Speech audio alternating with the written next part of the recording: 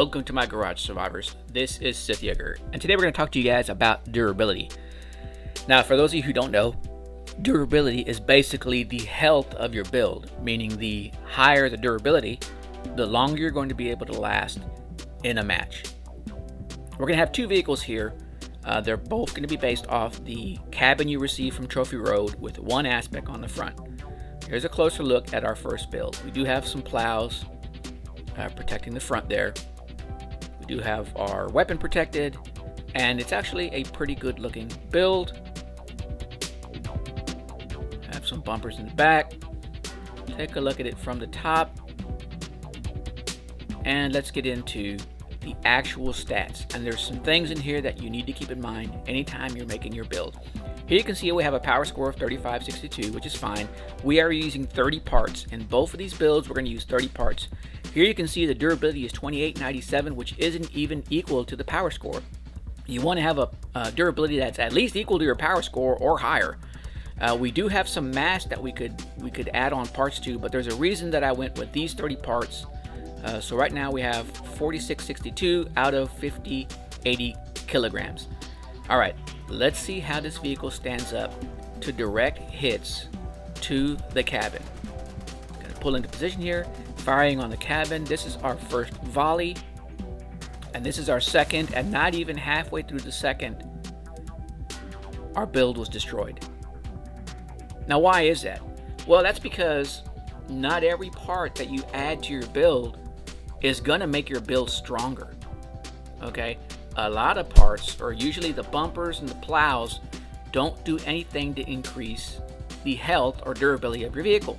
So now let's start taking some of these parts off, and you're going to see what I mean. Right now we're at 2897, and as I take parts off,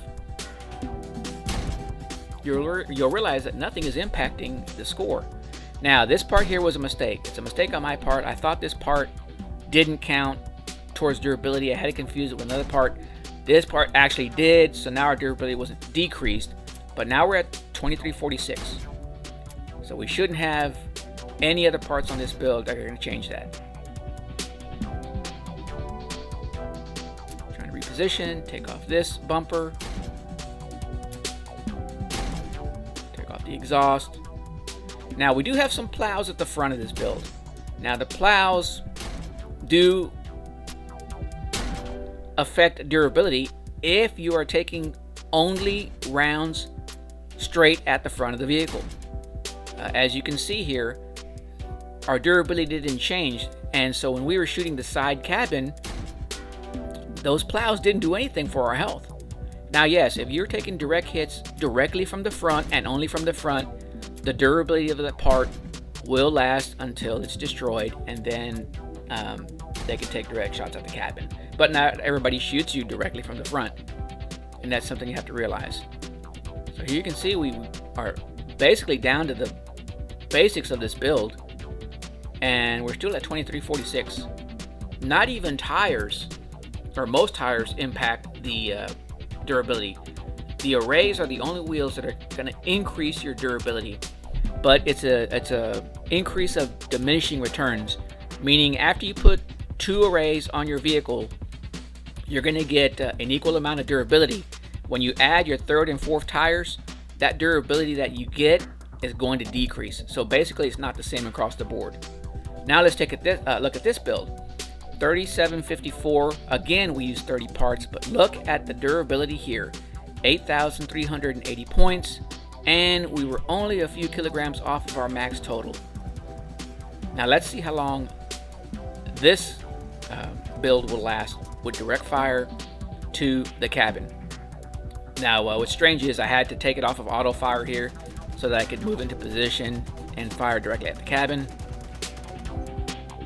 Now we have a durability of over 8,000 here, and by this point the other builds had already been destroyed. And here you can see this one is definitely lasting longer. And yeah, so that's because every part on here increases the durability of this cabin. Okay, there's something else you have to realize about attaching parts to your vehicle. Here you can see we have a durability of 6,149, which is higher than our power score, but where you place parts on your build also matters. So just because our durability is over 6,000 doesn't mean it's going to be an effective build. Now, the reason I'm shooting directly at the cabin is to show you that adding parts does increase your health. So this is our third volley, and we almost made it to about halfway through our third volley. But speed it up here, waiting for our car to respawn. Up, tipped over a little bit. And now because we didn't attach it properly, we've attached it to this pair of pipes here. What happens when we shoot the pipe away? Now all that durability is gone, and we shoot the cabin. That was one. That was two. Not even halfway through the second one. And that just shows you that just because you have parts on your build, make sure those parts are attached to the cabin or the frame. You don't want to just attach them anywhere, because they can get knocked off real easy, as shown in that last test run.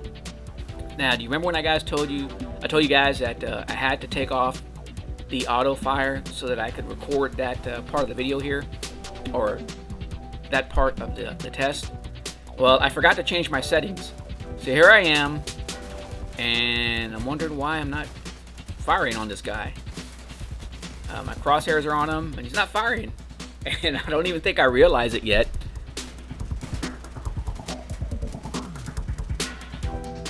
Trying to move into position here, find somebody else. Where are the reds? There's a red. And again, I'm still not firing. And I realize I'm not firing. I'm getting kind of frustrated.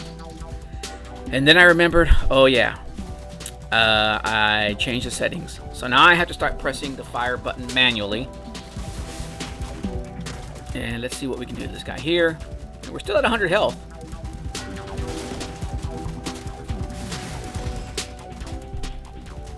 Can we finish him off? Drops a turret. And I did change the weapon out for this build. And I don't think we got the kill. Alright, taking a lot of incoming fire there, but not really doing anything to us. Remember, we have over 8,000 points in durability. Move around here. And it is really hard using manual fire if you're not used to it. Not going to give that guy a chase. We're in a slower vehicle. This build is not the fastest build, so you have to recognize that if you don't have a speedy build, you can get shredded trying to chase down a guy. Here we have a real player, and we are starting to get tagged, losing health very quickly. Now take a look at this guy here, and we're going to check his power score later. We do manage to finish him off, and look at this. We are getting incoming fire from a second vehicle down to 20%. By this time, we would have been out of the match if we'd have been in our first vehicle. And we actually pick up a double kill. So now it's 4 on 2. And I don't know if we got an assist there or not. Down to one last red. There you can see we still have one side covered with parts. We still have all of our wheels. And we are just basically looking for this last red. 24 seconds left. Now under 15 seconds. There's no way he's going to win unless he destroys all 4 of us in one shot, because there is no way he can capture this base in 10 seconds. And this game is in the bag. So we're not even going to give chase. We already know we won the game. And let's take a look at who we were playing against. We actually pick up the MVP. And I'm interested to see what that guy that came in second place, what his power score was. These were all of the missions we were able to complete as a result of this battle. And we had a power score of 2,700, and he had a power score of 3,385. Now the rest of these guys were bots, but you know, the point of this match was just to show you how durability can impact how long you can last in a match. Well guys, I hope you enjoyed this video. Let me know in the comments below if there's something else you want to see. As always, this is SithJaeger, and I'm out.